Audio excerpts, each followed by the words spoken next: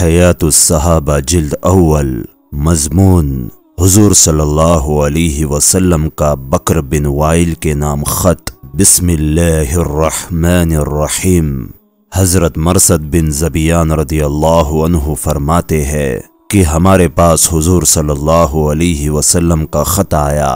ہمیں اپنے قبیلے میں کوئی ایسا آدمی نہ ملا جو خط پڑھ سکے، چنانچہ قبیلہ بنو ذبیہ کے ایک آدمی نے یہ خط ہمیں پڑھ کر سنایا۔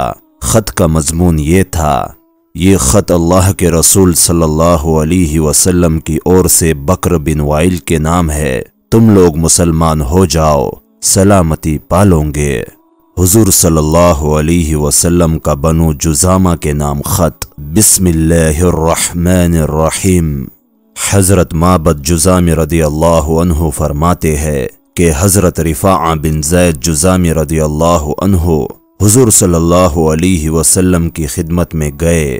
آپ نے ان کو ایک خط لکھ کر دیا جس میں یہ مضمون تھا: یہ خط لکھ کر محمد صلی اللہ علیہ وسلم نے رفاعہ بن زید کو دیا ہے، میں ان کو اللہ اور رسول کی اور دعوت دینے کے لیے ان کی قوم اور جو ان میں گنے جاتے ہیں ان کی اور بھیج رہا ہوں۔ جو ایمان لائیں گا وہ اللہ اور اس کی جماعت میں داخل ہو جائیں گا، جو نہیں لائیں گا اسے 2 ماہ کی مہلت ہے۔